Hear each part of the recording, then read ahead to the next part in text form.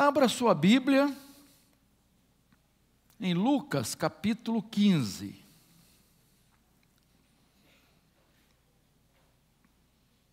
Lucas capítulo 15. Você sabe que alguém chamou esse capítulo, eu já falei isso aqui, né? Vou repetir. Chamou esse capítulo de O Departamento de Perdidos e Achados da Bíblia. Fala de o quê? Perdido, o quê? Vamos lá. Uma ovelha, uma moeda e um filho perdido. E todas essas três parábolas têm o objetivo de mostrar o amor de Deus, esse amor que nós cantamos aqui. Esse amor insondável de Deus, inalcançável, às vezes até incompreendido. Amor maravilhoso de Deus. Daqui a pouquinho eu vou ler o texto, deixa a Bíblia aberta aí, tá? A partir do 15, capítulo 15, a partir do 11, a gente vai ler daqui a pouco. Mas, quem não conhece a parábola do filho pródigo? Muito difícil, né? Aquele homem, tipo fazendeiro, que tinha 2 filhos, e chega um momento que o filho mais novo diz: pai, eu quero ir embora. Ele estava no seu coração insatisfeito por estar na sua casa, na casa do pai, e ele queria sair, queria ir para o mundo, e pediu a parte da sua herança ao pai, uma coisa estranha até, não era comum, o pai não tinha morrido, mas ele pede a parte da herança, e o pai dá, queridos. O pai dá. E ele pega aquele dinheiro e viaja para um país distante, longe da casa do pai. Ele queria estar o mais longe possível. E aí começa a gastar o seu dinheiro. Com muita festa, muitos amigos, noitadas, possivelmente orgias. Mas chegou um dia que o dinheiro acabou. O dinheiro acabou. E ele não tinha nem dinheiro para comer. E aí, ele procurou alguém naquele país distante e conseguiu um trabalho para cuidar de porcos. E ele foi cuidar dos porcos. Ele foi trabalhar no chiqueiro. Ele foi estar no meio da lama. E diz o texto que ele disputava a comida dos porcos. E aí, depois de passar aqueles momentos difíceis ali, diz o texto que ele se lembra da casa do pai. Ele cai em si. E lembra da vida que tinha antes. E aí, cá comigo, né? Eu matutando aqui, ele pensou assim: eu era feliz e não sabia. Eu tinha tudo, mas estava insatisfeito. Eu tinha tudo para ser uma pessoa feliz, mas eu estava infeliz. E aí ele toma uma decisão. Ele quer voltar. E ele volta. Ele volta. E o pai o espera, e aí há aquele momento de reconciliação, e o pai o traz de volta e restaura a sua posição privilegiada de filho. Porque ele voltou dizendo: eu quero ser um dos teus empregados, eu não mereço. Mas ele foi restaurado à sua posição de filho. E houve uma grande festa. Eu quero tirar 3 lições aqui para nós. E eu estou chamando esse sermão de o pai pródigo em amor. O pai pródigo em amor. Porque o personagem principal dessa parábola não é o filho que saiu, o pródigo. Não é o filho que ficou em casa,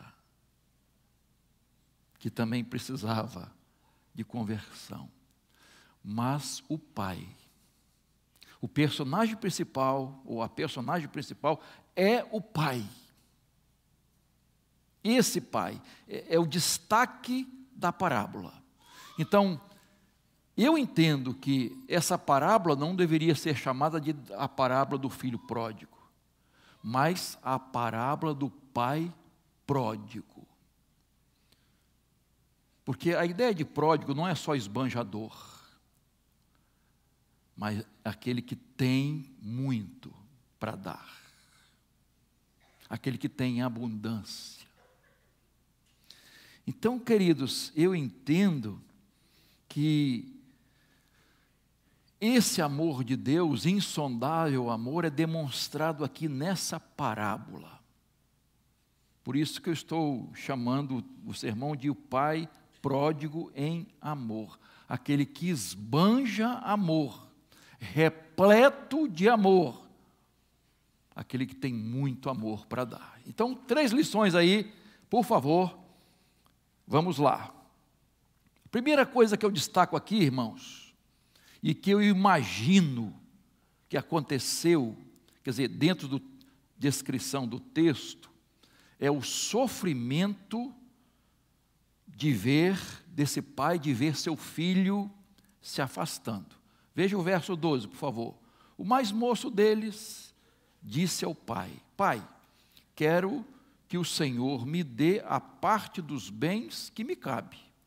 E o pai repartiu os bens entre eles. Passados não muitos dias, o filho mais moço, ajuntando tudo que era seu, partiu para uma terra distante. E lá desperdiçou ou dissipou todos os seus bens, vivendo de forma desenfreada. Você pode, na sua mente, imaginar aquele filho saindo de casa com os bolsos cheios de dinheiro, ou talvez uma mochila, e partindo de casa? Você pode imaginar o coração desse pai? Você pode imaginar os olhos desse pai? Você pode imaginar o sofrimento deste homem quando vê o seu filho amado indo embora? Partiu o coração do pai, porque antes já tinha partido. Por quê? Porque ele considerou o pai morto. Já estava considerando o pai morto para pedir a sua herança. Então, tente ver essa cena, o filho indo embora. E o pai vendo o filho sumir na estrada.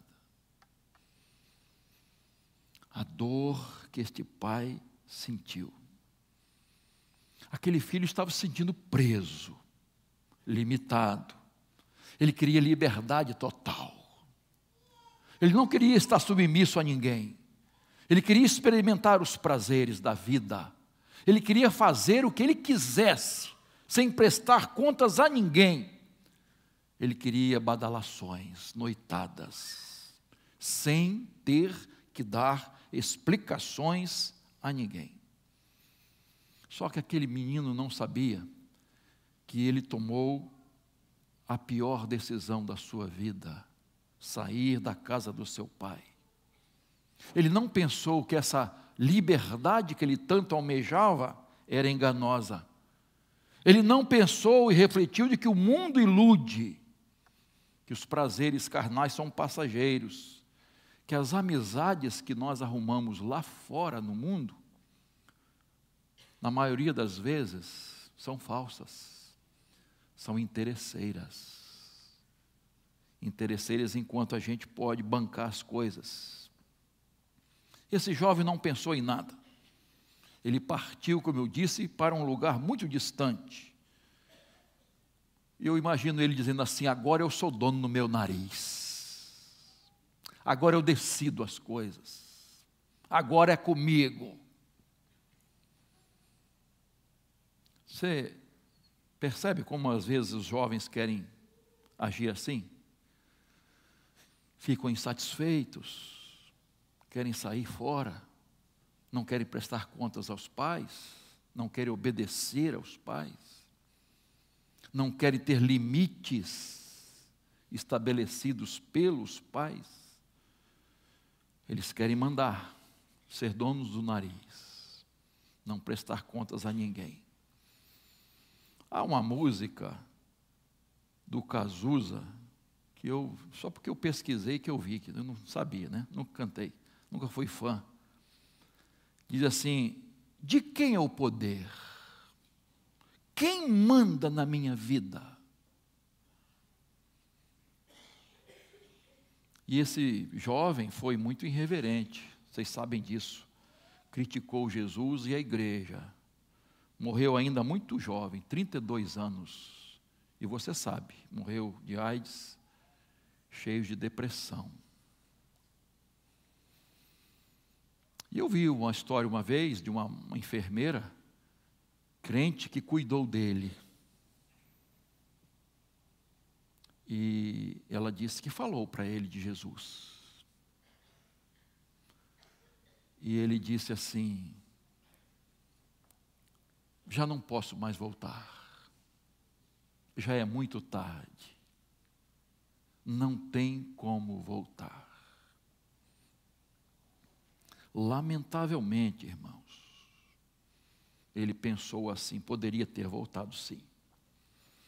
Um outro jovem que assassinou várias pessoas nos Estados Unidos, foi condenado à morte. Antes de morrer, nas suas últimas palavras, ele disse: eu sou o Senhor da minha vida. Eu sou o capitão da minha alma.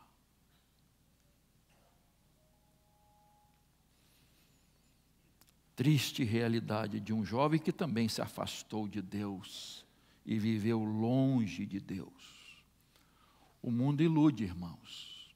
Ele promete liberdade, mas ele escraviza. Ele promete vida, mas traz morte. Ele promete alegria, mas traz tristeza. Promete prazer, mas traz desgraça. Deus respeita o que Ele mesmo estabeleceu, o livre-arbítrio. Foi Deus que criou. Então Deus respeita a decisão da pessoa. Deus respeita as escolhas da pessoa. E se alguém quer se afastar dele, se alguém quer virar as costas para ele, ele permite. Agora nós não escolhemos as consequências. Claro que não. Então, eu vejo o sofrimento desse pai. Talvez aqui há pais e mães que estão sofrendo. Que estão sofrendo por filhos que se afastaram. Filhos que deixaram a casa ou que deixaram os princípios familiares, os princípios cristãos e que se afastaram de Deus. Precisamos orar muito, queridos, pelos pródigos de hoje. Em segundo lugar, eu quero destacar outra lição aqui do pai pródigo em amor, que esse pródigo em amor é o Deus da segunda oportunidade. Volte ao texto, por favor, a partir do verso 14. Veja lá. Depois de ter consumido tudo, sobreveio àquele país uma grande fome, e ele começou a passar necessidade. Então, foi pedir trabalho a um dos cidadãos daquela terra, e este o mandou para os seus campos, a fim de cuidar dos porcos. Verso 16. Ali ele desejava alimentar-se das alfarrobas que os porcos comiam, mas ninguém lhe dava nada. Então, caindo em si, disse: quantos trabalhadores de meu pai têm pão em abundância, em fartura, e eu aqui estou morrendo de fome. Verso 18. Vou me arrumar, voltar para o meu pai e lhe dizer: Pai, pequei contra Deus e diante do Senhor, já não sou digno de ser chamado de seu filho, trata-me como um dos seus trabalhadores. Esse jovem experimentou exatamente o que o pecado faz na vida das pessoas. Degrada a vida das pessoas. O dinheiro acabou. Os amigos sumiram. Não tinha mais ninguém perto dele. Aquela turma da badalação, da night, e sumiu todo mundo. Porque o dinheiro acabou, queridos. Foi abandonado. Por isso ele foi fazer aquilo que era, para o judeu, o nível mais baixo da degradação: cuidar de porcos. E vocês sabem que eles consideravam os porcos animais imundos. E foi exatamente neste nível degradante, humilhante, que esse jovem estava. Irmãos, o diabo quer fazer exatamente isso na vida de uma pessoa. Ele ilude para destruir a vida de uma pessoa. Desde o início, irmãos, veja lá Adão e Eva, que moravam num paraíso. Paraíso preparado por Deus com tudo o que eles precisavam. O melhor de tudo. E eles ficaram insatisfeitos. E o diabo tentou e iludiu. Conseguiu iludir Adão e Eva. E eles tiveram que ser expulsos do paraíso de Deus.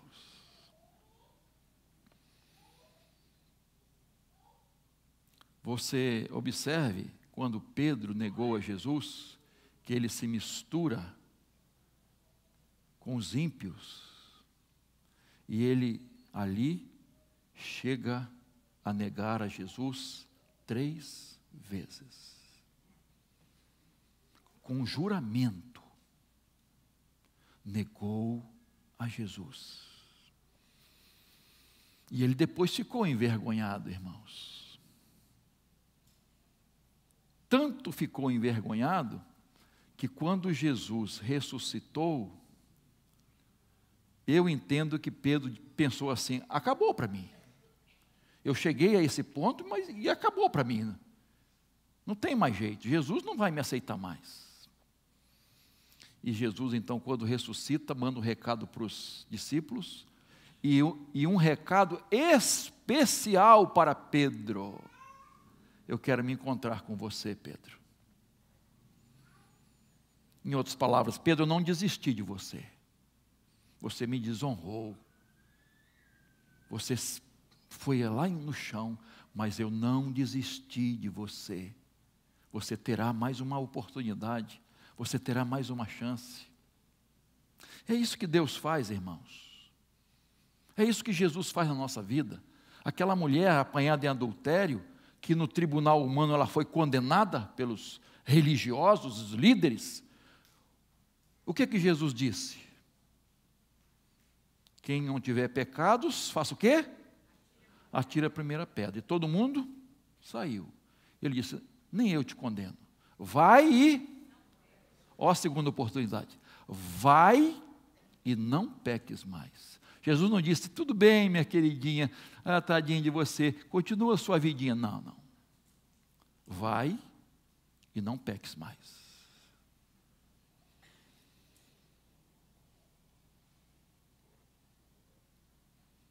Queridos, como é importante entendermos esse amor de Deus. Quando o filho pródigo cai em si, ele se lembra. Queridos, quando uma pessoa se afasta de Deus, quando a pessoa deixa o seu lar, parece que ela está fora de si. Parece que ela está fora de si. Quando uma pessoa se envolve com vícios, com más companhias, parece que ela está fora do seu juízo normal. Por isso que diz o texto que ele caiu em si. Já ouviu quando a pessoa diz assim, poxa, eu não sei onde eu estava com a cabeça quando eu fiz aquilo. Já ouviu isso? Não sei onde eu estava com a cabeça quando eu falei aquilo. Por que eu falei aquilo? Por que eu agi assim? Por que eu tomei essa decisão? Uma vez uma pessoa falou, pastor, eu fiquei cego. Eu fiquei cego, pastor.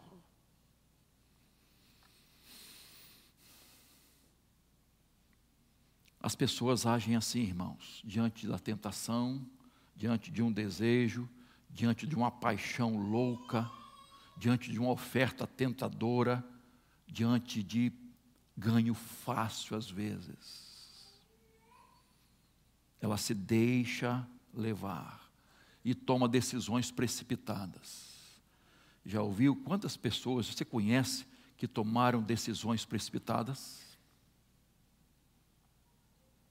Depois pararam, por que eu fiz isso?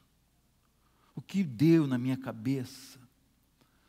Mas esse Pai amoroso, irmãos, é o Deus de outra oportunidade. Quem se afastou dele, quem escorregou, quem deu as costas para ele, Jesus recebe de volta. Jesus te abraça, Jesus te ama. Ele não deixa de te amar. Não há nada que você possa fazer para Deus te amar mais ou te amar menos. Ele te ama. Ele te ama com um amor insondável. E a última lição que eu quero tirar aqui, volte ao texto, por favor. O pai pródigo em amor, ele perdoa e restaura completamente aqueles que retornam arrependidos. Então veja lá, verso 20, por favor, tente entrar no texto, imaginar o que estava acontecendo. E arrumando-se foi para o seu pai. Vinha ele ainda longe, quando o pai o avistou, e compadecido dele, correndo, o abraçou e beijou.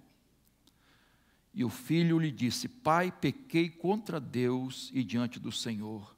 Já não sou digno de ser chamado de seu filho. O pai, porém, disse aos servos, tragam depressa a melhor roupa e vistam nele. Ponham um anel no dedo dele e sandálias nos pés. Tragam e matem o bezerro gordo, cevado. Vamos comer e festejar, porque este meu filho estava morto e reviveu, estava perdido e foi achado, e começaram a festejar. Imagine agora a decisão desse jovem, que estava lá na lama, entre os porcos. Ele diz, eu vou sair daqui e vou voltar. Esse é o primeiro destaque que eu faço aqui, irmãos. Olha só, ele tomou uma decisão e agiu. Ele tomou uma decisão e tomou uma atitude. Falou, eu vou voltar, e voltou. Eu vou voltar, e voltou. Eu vou pedir perdão ao meu pai, e pediu.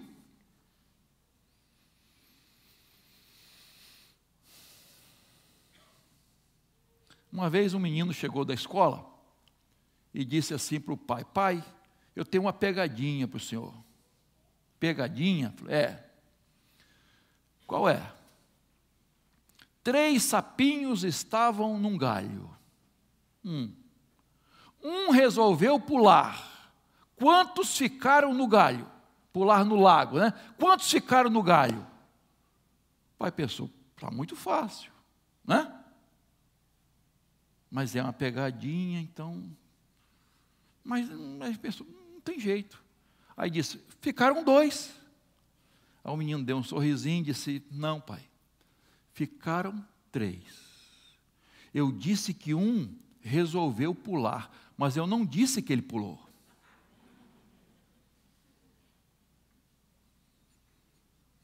Isso tem a ver conosco, irmãos. Você já reparou que às vezes nós resolvemos certas coisas na nossa vida? Vou fazer. E daqui a pouquinho, esquece.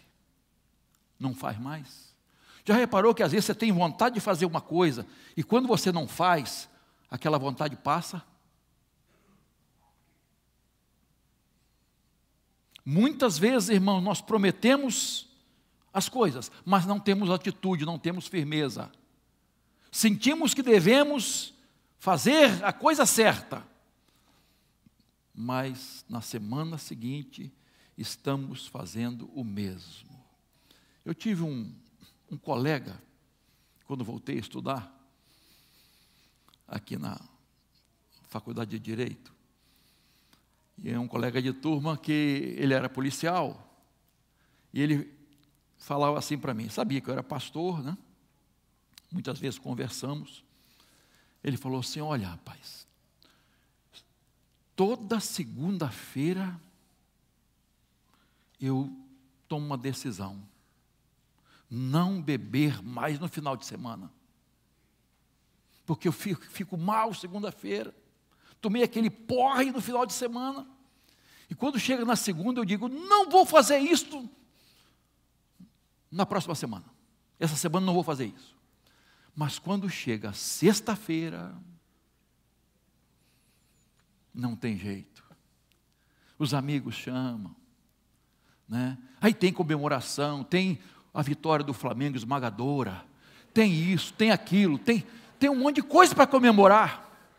E aí rola, não adianta. Na segunda-feira de novo, eu estou lá tomando outra decisão de não entrar mais nesse porre.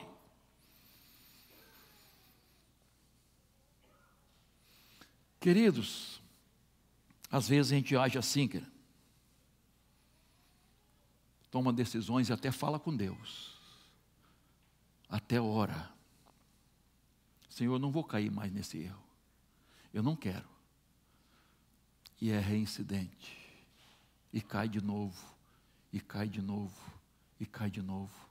Não há firmeza. Pastor, eu não tenho forças.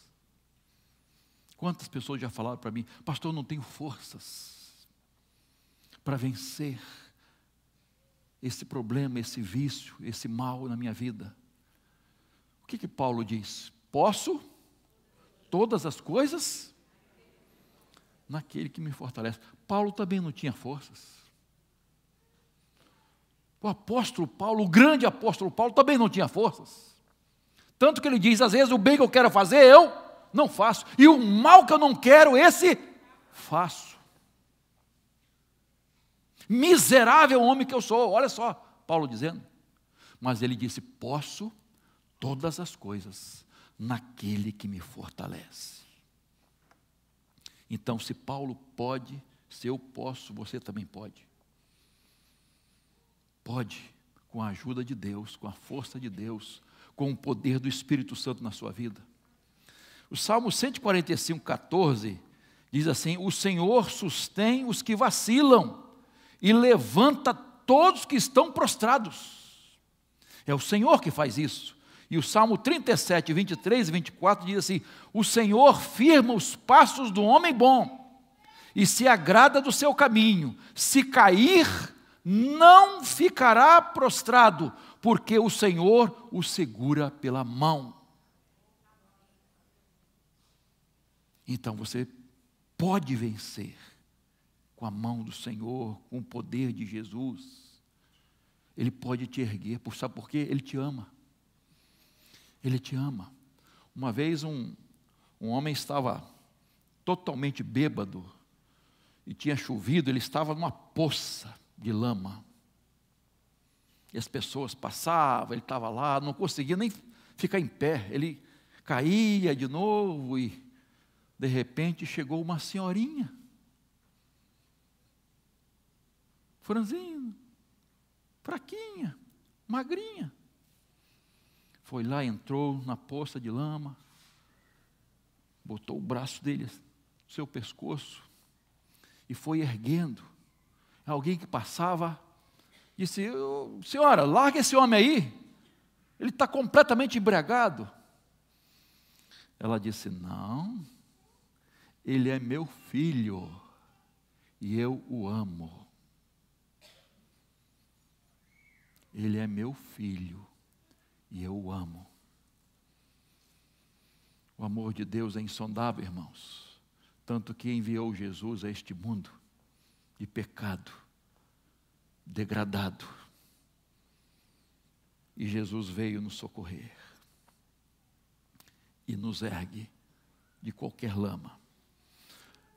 Volte aí o texto, verso 20, a parte B, a cena mais bonita dessa parábola. Tente imaginar, por favor. Olha só, vinha ele ainda longe, quando seu pai o avistou. É interessante que aquele menino estava completamente desfigurado, né? E aí olha só, e compadecido dele, correndo, o abraçou e beijou. Irmãos, olha que cena. Esse pai estava ali. Olha para esse pai. Olha para a face desse pai, por favor. Tente imaginar a face desse pai. Ele estava cheio de ódio, de rancor. Ele estava com a chibata na mão. Ele ia dizer ao filho, apontando o dedo para ele: eu não disse para você, rapaz? Eu não te falei para você não fazer isso? Será que ele ia agir assim? Não, esse pai não estava assim, irmãos. Esse pai não estava envergonhado por ver aquela figura se aproximando. Aquele pai, olha só, viu de longe, compadecido. Ele estava aguardando com amor, com compaixão, com esperança de que aquele filho voltasse. E ele sai correndo, o que não era comum. Ele sai correndo para encontrar seu filho. É a mesma ideia das outras parábolas, né? Do pastor que sai para buscar a ovelha perdida, a centésima. É a mesma ideia da diligência da mulher que estava procurando a sua moeda perdida. O pródigo em amor saiu em direção ao pródigo esbanjador em seus pecados para abraçá-lo. Olha só, ele sai correndo ao encontro desse filho. E outro detalhe, olha lá, ele o abraça e o beija. Que atitude! Será que esse menino esperava isso do pai? Ele o abraça e o beija. A ideia no original grego é que ele abraçava e beijava esse filho fervorosamente. Você já imaginou? Você, de vez em quando, vê quando alguém se abraça, tem aquele abraço sem graça, não tem? Que parece só para... Não tem? Aquele cumprimento que a pessoa nem aperta a mão, faz assim. Já viu? Agora, quando alguém quer abraçar mesmo, já viu quando a pessoa faz? Assim? Até faz assim. no abraço. Que abraço gostoso, que felicidade de abraçar aquela pessoa. Esse pai abraçou seu filho assim, queridos. Com tanto amor, que eu fico imaginando o semblante daquele filho. E aí o verso 21, o filho lhe disse: pai, pequei contra Deus e diante do Senhor, já não sou digno de ser chamado seu filho. E ele ensaiou mais alguma coisa, e parece que o pai interrompe aquilo que ele ensaiou falar. Ele não fala tudo que tinha ensaiado, né? E aquele menino não merecia mesmo não, irmãos. Nós não somos dignos do amor de Deus. Eu não sou digno do amor de Deus. Ninguém é digno do amor de Deus. Mas olha, a atitude do pai, verso 22. Coloca nele a melhor roupa. A melhor roupa. O anel no dedo e as sandálias nos pés. Esse não era mais um escravo. Ele não era escravo para andar descalço. Ele agora ia colocar o anel da família e a melhor roupa. Olha como Deus restaura esse filho. Restauração completa. Queridos, quando nós nos arrependemos de verdade, estou falando de verdade, porque tem arrependimento de gogó, que só diz, e na verdade não há arrependimento, não há mudança de atitude, de comportamento. Quando a pessoa se arrepende de verdade, queridos, querido, vem o perdão de Deus. E aí, olha o detalhe das 3 parábolas, verso 23. Traga aqui o bezerro gordo, o cevado. Esse bezerro, não é? Esse garrote era guardado para uma ocasião muito especial, para uma ocasião de uma festa muito especial, uma comemoração digna. E aí, há uma festa, irmãos. Eu disse, nas 3 parábolas há essa festa. Festa, alegria. Alegria na terra e no céu. Quando um pecador se arrepende, há alegria na terra e no céu. Eu creio que hoje é dia de festa, irmãos. Hoje é dia de celebração, de gratidão, de arrependimento, de retorno, de perdão, de reconciliação, de restauração. Você crê que Deus quer restaurar a sua vida, a sua família, seus filhos? Você crê nisso?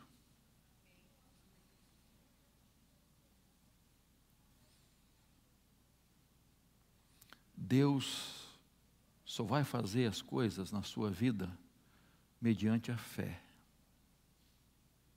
Deus decidiu isso, fazer, operar mediante a fé.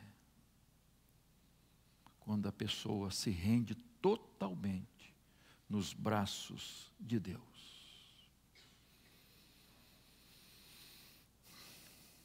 Eu quero concluir essa reflexão dessa parábola do pai pródigo em amor, aquele que sofre quando nós nos afastamos.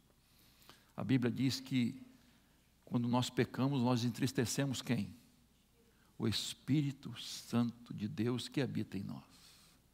Toda vez que nós pecamos, nós entristecemos o coração de Deus. Quando uma pessoa se afasta de Deus, ela entristece o coração de Deus. Mas Deus, em seu infinito amor, Ele nos dá mais uma oportunidade. Ele dá a você mais uma oportunidade de se arrepender e voltar. E Ele quer fazer isso. Ele quer restaurar sua vida, seu casamento, sua família, seus filhos. Deus quer fazer isso. Ele é Pai de amor e de infinita misericórdia. Quantos pródigos há neste mundo? Quantos pródigos você conhece? Alguém que se afastou de Deus. Quantos? Eu conheço vários que se afastaram do Senhor, do Pai amoroso, deram as costas para Deus. Não sei se há alguém na sua família, se é filho, se é filha, talvez o pródigo pode ser seu pai, pode ser sua mãe, pode ser seu irmão, sua irmã, um filho, uma filha, alguém que se afastou de Deus, alguém que deixou os caminhos do Senhor, que hoje pode se arrepender. Eu quero orar por você, pela sua família. Eu gostaria de clamar hoje por você que é pai, você que é mãe, você que é filho. Gostaria de clamar pelos seus filhos. Você lembra que nós tivemos uma cruzada há pouco tempo? Acho que foi em Copacabana? A cruzada Billy Graham? Em Copacabana, né? E foi um dia que choveu muito, né? A cruzada é ainda Billy Graham, né? Agora é Franklin Graham, que é o filho de Billy Graham. Você sabe que esse homem, quando era jovem, se afastou? Esse homem, esse pai que ganhou almas no mundo inteiro, o filho se afasta e se envolve com drogas. Você pode imaginar o coração desse pai? Mas um dia, ele caiu em si e voltou. E hoje, ele é o substituto do pai, do Billy Graham, nas cruzadas no mundo inteiro.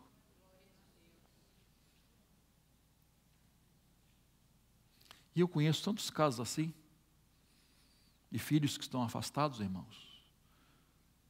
Talvez você conheça de alguns pastores, filhos de pastores, de cantores e cantoras, que se envolveram com um monte de coisas ruins, e que seus pais, pai e mãe, sofrem com esses filhos afastados. Um pastor que teve a sua filha jovem, saiu da igreja e se envolveu com um monte de coisa errada. Ele ficou tão abatido, tão envergonhado, que estava pensando em deixar o ministério pastoral. Quase que ele deixa o ministério pastoral. Mas ele perseverou. E um dia, numa vigília de oração, a igreja estava reunida,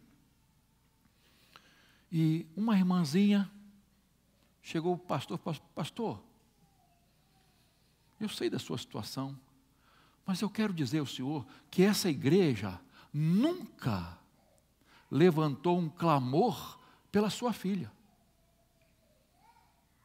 Nunca fizemos isso, pastor. Podemos fazer isso hoje, pastor? Disse: claro, minha irmã. E naquele momento, irmãos, a igreja, de joelhos, levantou um clamor por aquela menina. A igreja chorava e clamava a Deus. No outro dia, irmãos, aquela moça volta para casa, arrependida, pedindo perdão a Deus e ao Pai. Você crê no poder da oração? O poder que Deus nos dá através da oração?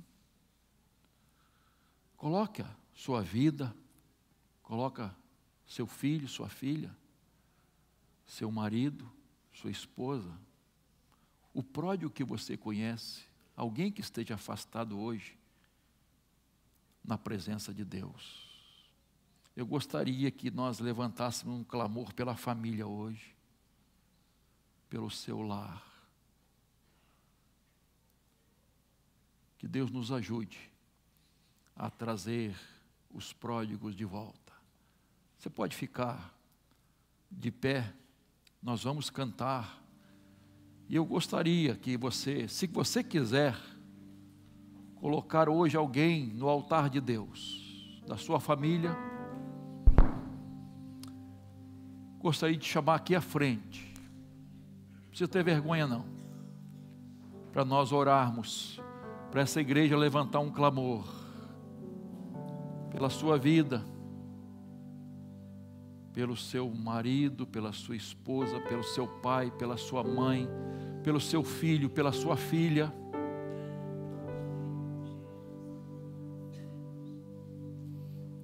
Talvez você seja esse pródigo que saiu, que abandonou o caminho do Senhor,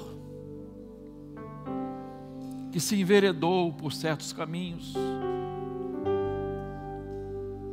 mas você quer voltar hoje, quer voltar para os braços desse Pai amoroso, que te aceita, que te dá uma nova oportunidade.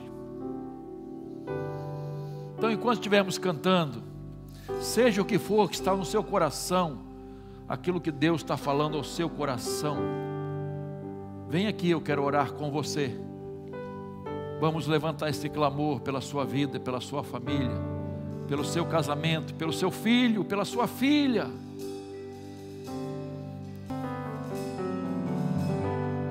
Pedir a você que, se você puder, que está aqui, pode se colocar de joelhos. Se quiser, pode ficar de pés, sem nenhum problema. Mas se você quiser se ajoelhar agora,